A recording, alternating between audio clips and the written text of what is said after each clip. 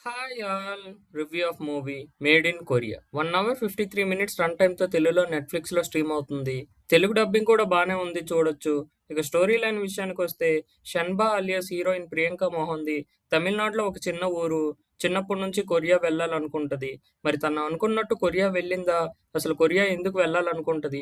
అక్కడ ఎలాంటి problems face చేసింది అనేదే మూవీ మిగతా స్టోరీ. నాకైతే మూవీ యావరేజ్ అనిపించింది. థియేటర్స్లో కాకుండా నెట్ఫ్లిక్స్లోనే డైరెక్ట్గా రిలీజ్ చేశారు. అక్కడక్కడ కొన్ని పోర్షన్స్ నచ్చాయి. కొరియాలో ఏవైతే బాంబుతో సీన్స్ ఉన్నాయో అవి మాత్రం బాగున్నాయి. లాస్ట్‌లో ఎమోషనల్ టచ్ కూడా డీసెంట్‌గా అనిపించింది.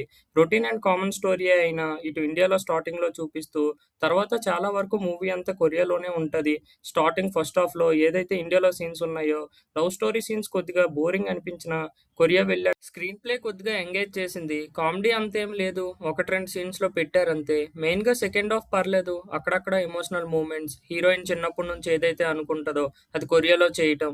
చాలా వరకు సీన్స్ వర్కౌట్ అయ్యాయి. కొరియాలో కొరియా యాక్టర్స్‌తోనే చేయటం. వాళ్ళ మధ్య హీరోయిన్‌తో ఎమోషనల్ బాండ్ బానే చూపించారు.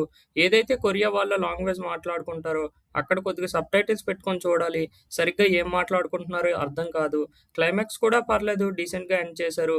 ఫస్ట్ హాఫ్ కంటే సెకండ్ హాఫే ఎంగేజింగ్‌గా అనిపించింది. స్క్రీన్ ప్లే కూడా మరీ ల్యాగ్ చేయకుండా ప్రెజెంట్ చేశారు. సాంగ్స్ అంతేం కనెక్ట్ అవ్వలేదు. బ్యాక్‌గ్రౌండ్ స్కోర్ అక్కడక్కడ బావుంది.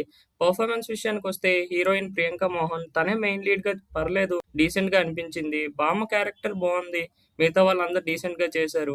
ఓవరాల్‌గా మూవీ అయితే యావరేజ్ అనిపించింది. ఒకసారి ట్రై చేయొచ్చు. ఫ్యామిలీతో కలిసి చూడొచ్చు.